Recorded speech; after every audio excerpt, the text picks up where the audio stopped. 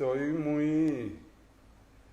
muy emocionado. Esta es mi primera reunión de este tipo. Vamos a ver qué tal. Y bueno, mucha de la actividad artística expositiva la he hecho en Buenos Aires. Y por supuesto me emociona doble. Entonces, porque estuviste en la Feria de Arteba. En Arteba tuve una obra expuesta durante mucho tiempo en Malva. Tuve una obra expuesta en el Museo de Bellas Artes, que de hecho es una obra que pertenece al Museo de Bellas Artes. Y bueno, vamos a ver qué pasa con el Museo de Arte Moderno. Sí, y también en Arteba fue que tu obra fue comprada por el Museo del Barrio, Sí, ¿no? sí. En el 2006. Sí, fue mi primera feria. Yo no sabía cómo era eso de vender obras de arte. Y Debbie me impulsó. Debbie me compró la obra y se la trajo a Buenos Aires, me trajo para el montaje en Arteba. Y bueno, funcionó desde el punto de vista comercial también, que es importante para que continúe, para financiar la actividad. Sí, ¿no? qué bueno es para los artistas siempre tener a alguien con una visión de elegir primero a los artistas que van a llegar y que son talentosos y saber cómo guiarlos y redirigirlos para que luego su obra se encuentre en instituciones interesantes y en colecciones también de renombre. Sí. Pero Elías, ahora queremos también felicitarte por tu nueva obra, La Onde du Midi, que se encuentra en el Louvre y que sos uno de los 4 artistas seleccionados por el Louvre que están vivos cuando instalan su obra por encargo del Louvre. Antes estuvieron Braque, Morellet, Kiefer y Cy Twombly y ahora Elías Crespin. ¿Cómo nos podés contar cómo llegaste al Louvre, cómo llega Onde du Midi, cómo la pensaste? ¿Vos elegiste ese espacio en el Louvre? ¿Ellos te lo indicaron? ¿Cómo es el proceso? Bueno, yo estuve en una exposición colectiva en el 2018 en el Gran Palais. Me propusieron participar en esa exposición, pero me pidieron me dijeron que solo podía ser en la torre de la escalera de honor de ahí en el Gran Palais. Y era un lugar complicado, había un solo punto de anclaje, no se podía tocar las paredes, no se podía tocar el techo. Y bueno, me adapté a esas restricciones, hice una obra que es la Gran Exanet, pueden ver por aquí en Instagram, en mis posts de 2018, ahí hay bastantes imágenes. Esa obra la vio la directiva del Museo Louvre durante esa exposición. Cabe decir que a esa exposición participé porque me invitó uno de los co-curadores, que fue Miguel Chevalier, que es artista con quien comparto este espacio de taller. La mitad de enfrente es de él y esta otra mitad yo se la alquilo a él. Entonces hemos desarrollado una amistad a lo largo del tiempo, él cree en mi trabajo y me ha invitado a múltiples exposiciones, una de las cuales, la más importante, es esta del Gran Palais. Ahí la directiva del Museo Louvre tuve la oportunidad de que viniera a ver la exposición. Y el director, una persona muy ocupada, no tenía mucho tiempo para ver la exposición, pero cuando llegó allí, a la escalera donde estaba mi obra, se quedó media hora viendo la obra.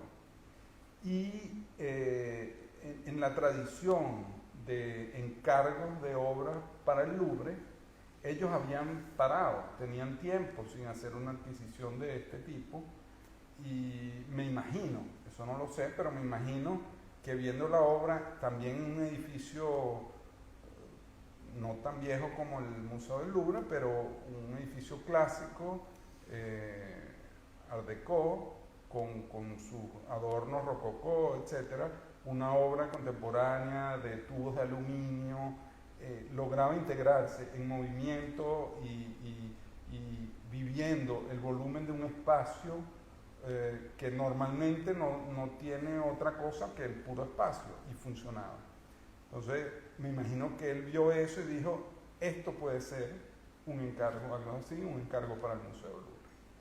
Todo esto, yo estaba ajeno a todo esto. ¿no? Recibí de repente una llamada en septiembre del 2018 invitándome a una reunión al despacho del director del museo.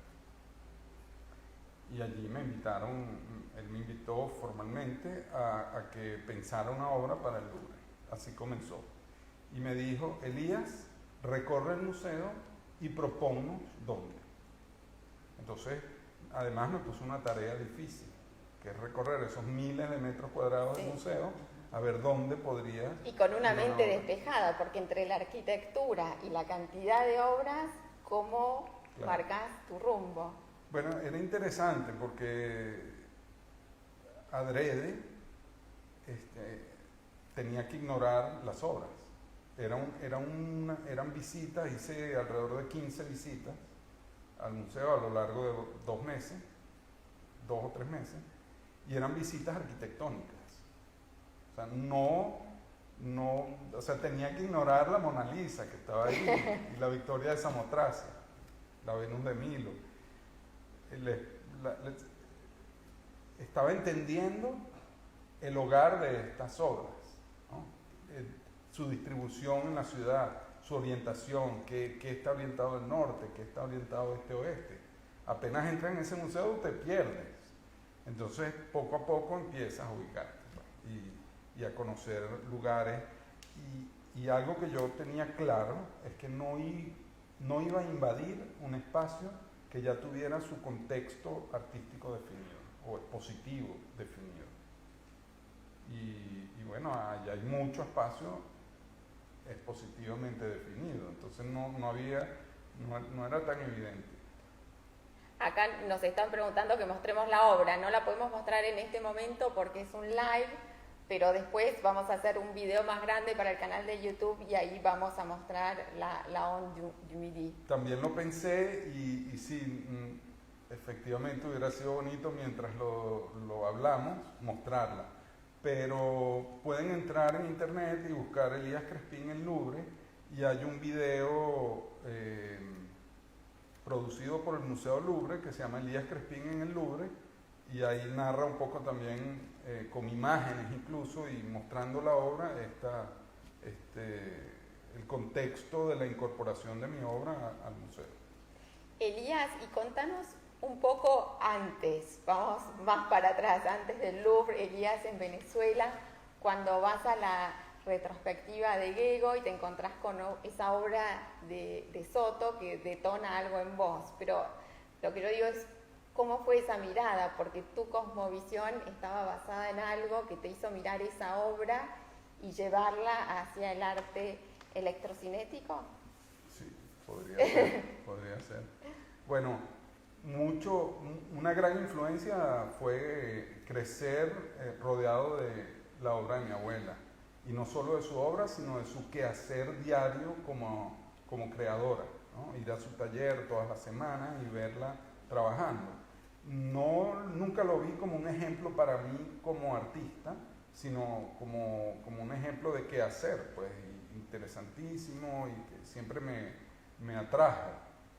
Pero verla o compartirlo, no lo había asumido nunca. Y en la escuela, me acuerdo, la profesora de artística en segundo grado, Mirna Salamanqués, pensando en expresarme o usarlo como ejemplo para yo hacer lo mismo. Estaban como muy naturalizado en tu pero cotidianidad. esa intriga quedaba, esa emoción quedó ahí, quedó impregnada. Y yo creo que estos son 2 ejemplos, aparte de la gran cantidad de obra cinética pública que hay en Caracas y en Venezuela en general, en muchas ciudades de Venezuela. Eso te entrena sensorialmente, vamos a decirlo. Y después, cabe destacar también, mis padres son matemáticos, los dos, y cuando estudié en los últimos años de bachillerato y en los primeros años de la universidad estudiamos cálculo y álgebra lineal, me fascinó, y la graficación de funciones y de superficies siempre me interesó y comencé con las primeras computadoras a hacer experimentos de esos conceptos relativamente básicos para un matemático, pero para mí eran nuevos y muy interesantes y lo siguen siendo. Comencé a hacer gráficas en la computadora utilizando esos conceptos matemáticos. Y que eso fue en los años principios de los 80. Y ahora hago lo mismo, en cierta forma. Mis obras se basan en representaciones matemáticas de esas danzas que luego se muestran en 3 dimensiones, variando en el tiempo. Son como tus coreografías. Sí. Entonces, esa preparación, todo eso junto, de alguna manera me preparó para ese momento en el que me encuentro con un cubo de nylon de Soto y lo veo como un espacio de coordenadas en 3 dimensiones donde se pudieran definir funciones que cambian en el tiempo. Y si hubiese una manera de hacerlo, sentía que tenía un potencial artístico o un potencial de mostrarlo, pues, y demostrar esas ideas y esa inquietud que tenía en un lenguaje visual. ¿Y el color, cómo transita tu obra? ¿Cómo es tu elección? Porque la obra del Gran Palais era en unos tonos naranjas y en el Louvre estás en un azul y en negro. ¿Cómo elegís el color o cómo sentís el color en tu obra? En general pienso que el color en mi obra es una circunstancia, no es fundamental. Y evidentemente es una característica, una propiedad que se le da al material y a la obra que le da su personalidad, de alguna manera. Pero no manejo un criterio racional, formal, consciente de la selección del color. Es un poco intuitivo en este caso. De hecho, para la obra del Louvre, estuvimos con mi equipo. Bueno, me pidieron en algún momento, una vez que había definido las primeras maquetas y se las había mostrado en dibujo, en boceto, me pidieron si era posible, porque tengo que reconocer que el nivel de delicadeza y de profesionalismo con el que trabajó el museo, toda la interacción conmigo y con mi equipo fue impresionante. Entonces me preguntaron si era posible que yo llevara elementos como los que yo imaginaba para la obra, si podía llevarlos con los colores que imaginaba, con las posibilidades de colores al lugar, para presentarlos en el lugar y imaginarnos cómo se vería de manera más concreta y ayudar en el proceso de decisión en el que ellos querían involucrarse también. Y me parecía, imagínate, o sea, es el museo de los museos, ¿no? Sí. Y te están invitando a eso. ¿Qué más? ¿No? ¿Qué más puede pedir un artista? Entonces,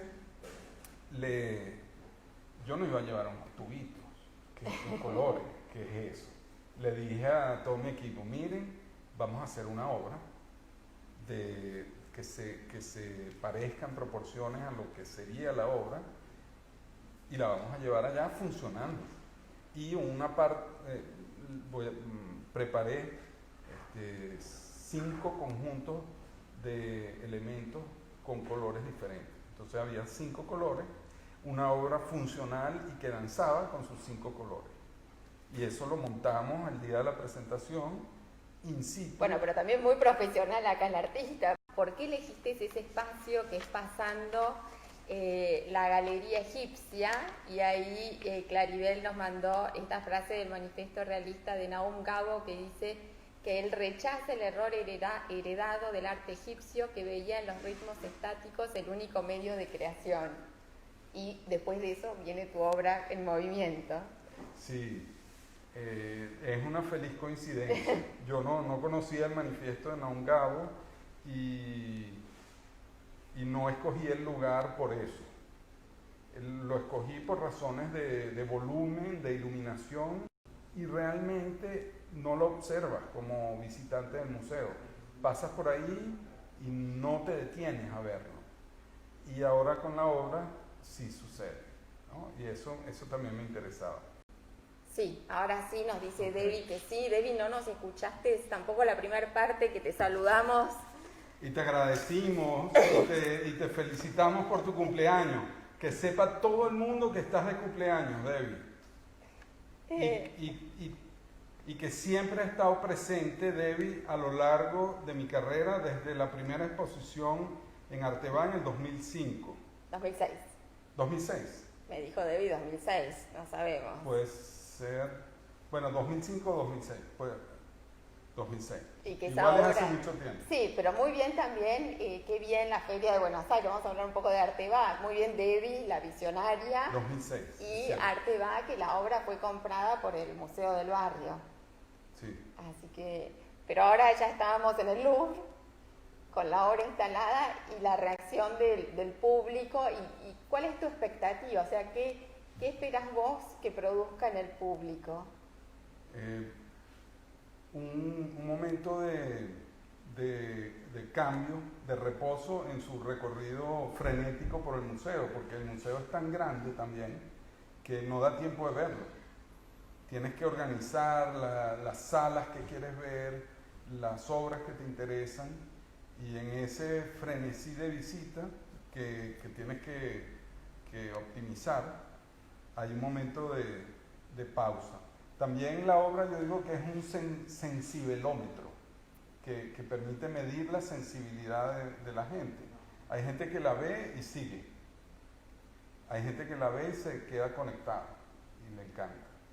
Y se sienta, hay un banquito incluso delante de la obra para sentarse y quedarse un rato contemplándola. Vos decís que tus obras, por ahí vamos a repetirnos un poco porque la gente no puede escuchar todo, son coreografías y que la música la ven a través de los ojos, ¿es así? Sí, es una música que se escucha con los ojos. ¿Y cómo es tu relación con la música? Vos también en algún momento hablás que en Venezuela había una compañía de ballet que te inspiraba. Danza Hoy de las hermanas Urdaneta, que son hijas de la directora del primer colegio al que fui en primer grado. O sea que está de alguna manera el destino todo conectado, ¿no? El Colegio Monte Carmelo. Bueno, esta compañía de danza, yo iba a todas sus presentaciones, me fascinaba en los años finales de los 80, segunda mitad de la década de los 80. Acá nos están diciendo en los mensajes que hay obras tuyas en Buenos Aires, que lo dijimos en algún momento, pero se cortó, sí, hay obra en el Malva. Sí. ¿Y en Bellas Artes también hay obra? En Bellas Artes hay una obra, sí, tuve una reunión con el director, vino para acá, él se llama Prat, ya me va a venir el nombre, Andrés Duprat, gracias. Andrés Duprat, y bueno, por ahí está en algún momento el proyecto de instalarla en alguna parte apropiada. Tendré que ir post-COVID. Yo creo que tenés buscar el lugar junto con ellos y proponerlo, ¿no? Porque buscar el mejor lugar, me encantaría. ¿Y cómo es esa búsqueda, Elías? Porque vos con tus obras también trabajás diferentes materiales. Trabajás desde la lana, que esta nueva obra es con lana, el acero. ¿Cómo seleccionás el material y cómo lo ves a futuro, esa selección de material? Hay una gama de materiales más o menos trabajables que conozco. La primera, por ejemplo, la primerita obra la hice con alambritos doblados a mano, con enganchitos en los extremos y todo enganchado formando una malla, con la misma técnica que aprendí con mi abuela, con Gego, ¿no? De hecho, antes de decidir hacerla así, sí pensé un poco cuál podría ser la mejor manera de hacer una malla. una malla dinámica, una malla que pivotara en las articulaciones. Y esa, vamos a decir, manera geguiana de unir las varillas era la más sencilla y eficaz al mismo tiempo. Así que así se quedó. Y allí la tengo en la casa. Y acá miro así el teléfono, Elías, perdón, pero porque me están preguntando. Acá excelente. Sandra nos está preguntando que nos hables más de danza hoy, que era una época de oro de Venezuela. Sí, o sea que Sandra será venezolana. Seguramente, sí. ¿Qué más les puedo contar? Pues recuerdo dos obras, dos en particular, que eran el Jardín de los Misterios, se llamaba una, y eran, bueno, bailes de personas, pues con un poco abstractos, donde lo importante era el cuerpo y las formas del cuerpo, y representaba un jardín, sería el Edén a lo mejor, o no se sabía, y eran los movimientos, ¿no? Entonces era la belleza y el interés del movimiento del cuerpo y de conjuntos de cuerpo, que era la danza. El Jardín de los Misterios, Éxodo, que tenía mucho de la emigración y los inmigrantes, que para nosotros en el momento, además, es muy intenso ahora, porque en el momento la palabra inmigrante eran nuestros padres o abuelos que vinieron de Europa, principalmente, o de Colombia, o de Ecuador, o de Perú, a Venezuela, que era una tierra fértil, ¿no? donde se podía hacer vida. Y ahora la palabra inmigración somos todos que nos hemos... Entonces estábamos hablando de tu relación con los artistas... sí. Entonces ya había conocido a Cruz Diez, y cuando vine en el 2008, pues lo fui a visitar al Cruz Diez que ya había conocido. Y bueno, le dije que aquí me venía a instalar un tiempo, era un proyecto de 2 años inicialmente. Me acuerdo que me dijo, Elías, cuando uno llega a París, uno ama París u odia París. Tú verás. Y bueno, la verdad es que no me ha ido mal. Y fue con mucho éxito, porque 2018 ya estabas en el Gran Palais y 2020 en el Louvre. Y en 2011 o 12 ya había expuse en el Gran Palais también, claro, en una colectiva, ¿cómo se llamó? Dinamo. Y tenías tu galería con Denis René. Cuando llegué, no, yo trabajé desde el principio a través y que David fue quien me llevó a esta galería, una galería en Nueva York que se llama Cecilia de Torres, que es una galería muy importante en abstracción geométrica latinoamericana y arte contemporáneo. Y ya habíamos trabajado, habíamos hecho Artebá y habíamos hecho varias Art Basel juntos y funcionaba. Y yo, cuando me instalé en París, continué viviendo de trabajar mis obras a través de la galería de Cecilia de Torres en Nueva York. Se enviaban las obras, envío por avión, etcétera, todo eso se organizaba y funcionaba. Sin embargo, es un esfuerzo, es una distancia, y eventualmente se estableció la relación con la galería de Denis René. Ellos vieron mi obra en una exposición, se interesaron, conversamos, me invitaron a participar en una primera feria FIAC aquí en París con ellos, y fue un éxito también, y ahí comenzó nuestra relación. Hice varias exposiciones individuales, exposiciones de grupos con ellos, y seguimos. Y Elías, ¿qué nos podés contar también de tu relación con lo urbano y con la arquitectura? Porque en tu selección de espacios también tenés una mirada urbana. Sí, cuando hablamos de urbano, tiendo a pensar en obras al aire libre, ¿no? Y no tengo cierto desarrollo todavía que lograr técnico en mis obras para que puedan subsistir en un medio al aire libre.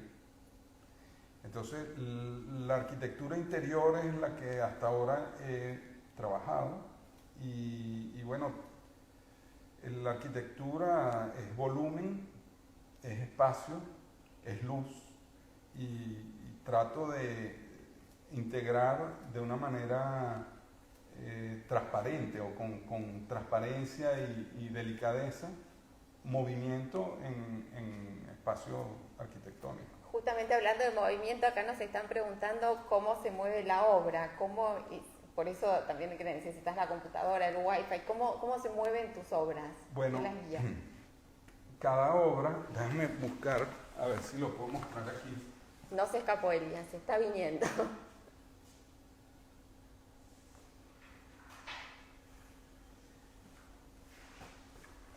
Acá nos va a mostrar. Cada obra tiene muchos elementos como este. Esto cuadrado que ven acá es un motor. Y al motor le colocamos en el eje una polea y de la polea, en la polea hay bobinado un hilo que pasa a través de un orificio hacia abajo y entonces el motor está sosteniendo alguna parte de la obra.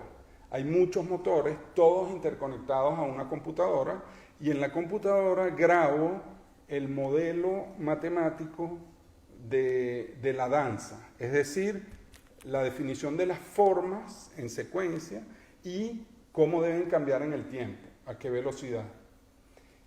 Y eso lo toma un programa y transforma ese modelo de danza en instrucciones para los motores. Ese es fundamentalmente el cómo funciona.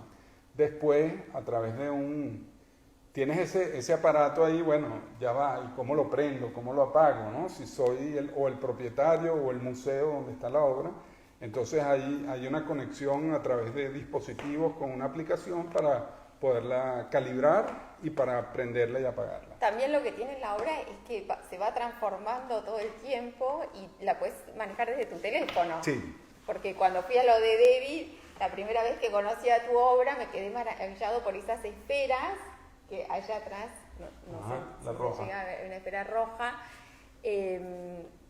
vamos a verla, y esas esferas que se van moviendo y se pueden detener en el momento que quieras y después siguen el movimiento. Sí, por ejemplo, aquí tengo la aplicación de control de esta, la de las lanas, que creo que se ve ahí, ¿no? Si le doy stop, se detiene, le doy go to zero o ir a cero y van todas a ponerse en su posición plana. ¿Ah? Pero esta es la parte que menos me interesa del concepto artístico de la obra. Es lo necesario para poderla operar, para poderla tener y que no sea un ser demasiado autónomo, ¿no? Hay que poderla aprender a apagar. Entonces, bueno, aquí le damos otra vez para que vuelva a comenzar su danza. Y ahí va. Gracias. Un poco ese es ¿Y cómo es tu relación con los museos? ¿Por qué crees que los museos son tan importantes para las comunidades? Porque canalizan la expresión artística, la concentran en un punto en que uno puede ir y apreciarlo. Y la expresión artística, de alguna manera, es un indicador del pensamiento y el sentimiento humano. Y hablando del pensamiento y el sentimiento humano, ¿qué lee Elías Crespin ahora? ¿Dónde está puesta tu mirada hoy en día? Bueno, estoy tratando de ponerme al día en historia del arte y filosofía, pero empezando. Estoy buscando cursos, aprovechar que estoy en París y aquí debe haber seguramente el lugar para estudiar eso. Y ya mi francés me permitiría tomar esos cursos en francés. ¿Qué consejo le podrías dar a los artistas que están comenzando, que muchas veces las primeras partes son difíciles, cuesta pensar en la obra, cuesta producirla y luego también insertarse en un mercado y más aún en un museo, que es un logro increíble? Bueno, yo creo que el logro del museo ocurre o me ocurre porque no lo busqué. Yo creo que lo primero es deshacerse de las expectativas de carrera, vamos a decirlo, y concentrarse en la relación íntima de la idea, la acción y el resultado. Realmente trabajar eso y no pensar en que esa obra o ese resultado va a tener un efecto particular en la sociedad o en la gente, en el público. Ese es mi consejo. Y ese consejo también es cuando vos entraste despojado de todo eso al Louvre a buscar el espacio para la Onde Midi, parece. Correcto.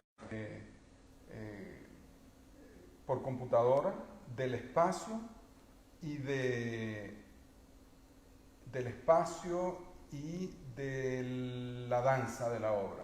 O sea, ya yo hice una maqueta en modelo 3D, en realidad virtual, vamos a decirlo, de la obra cómo sería. Y eso se lo presenté a la directiva del museo. Y eso comunica, pues ellos pasaron 2 meses sin que yo me comunicara. Ellos estaban un poco preocupados, ¿no? Este venezolano, ¿será que es un incumplido? ¿No? Y yo, bueno, estaba con la problemática de qué hacer. Y también es complejo lo de la realidad virtual de una obra dinámica, crear todo eso en la computadora, pero era lo ideal para verlo lo mejor posible en maqueta y jugar con los parámetros de escala, de color, de cantidad. Y me llamaron a una reunión. Elías, quisiéramos reunirnos. Entonces voy y ya yo tenía esto preparado casualmente. Y en un momento me preguntan así con la mayor delicadeza, ¿y ya has pensado algo? ¿Qué podría ser? No sabemos cuál es el problema, disculpen. Esto no pasa con las obras de Elías, la tecnología mala es mía, pero acá me están diciendo que está bien. No, y hay muchos eslabones en la cadena, ¿no? Hasta que llega la señal a internet. Bueno, ¿qué les decía del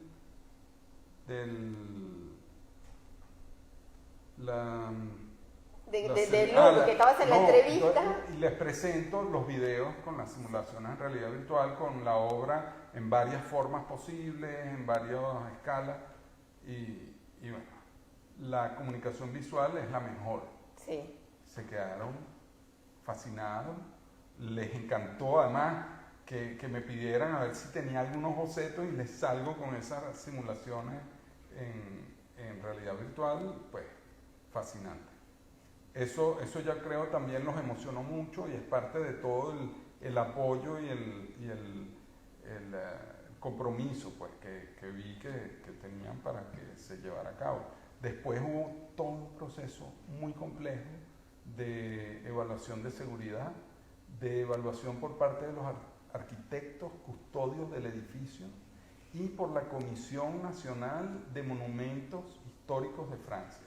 Wow. Había que presentar ahí el proyecto y que lo aprobaran, ¿no? Y bueno, incorporé a un arquitecto francesa en el equipo que conoce de eso, que ha hecho exposiciones y eso me ayudó mucho a que la comunicación y la preparación se lograra adecuadamente. O sea, presentarles las cosas como ellos esperaban que se presentasen. También había un tema con el Wi-Fi. En algún lado te preguntaban qué iba a pasar con tu obra a futuro y vos tuviste que dejar asentado permiso de que si hay otro sistema...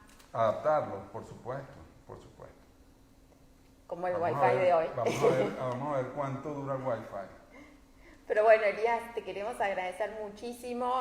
Sabemos que se cortó, pero les queremos decir que no se preocupen porque lo vamos a poner en nuestro canal de YouTube de la Asociación de Amigos para que lo puedan ver a la entrevista completa. Y si es posible, vamos a tratar de ir con Elías al Louvre. Claro, vamos. Vamos al Louvre para la Asociación de Amigos. Así que los que no son socios, los invitamos a asociarse y a seguir compartiendo con nosotros estos encuentros con artistas increíbles. Una vez más, agradecer a David Friedman y a Coordenadas que hicieron posible este encuentro y muy feliz cumple, David, lo estamos festejando con Elías. Muchas gracias, Inés, por la visita, a David y Coordenadas por la organización y insistir en que hiciéramos esta reunión. Bueno, espero que nos veamos pronto y ahora voy a ver todos tus programas. Gracias, así que síganos, nos están preguntando qué canal. Cuando ven en Instagram, ven que dice canal YouTube, se inscriben y ahí vamos a empezar a subir los diferentes capítulos de las entrevistas. Muchísimas gracias, Elías. Muchísimas gracias a todos. Gracias a ti.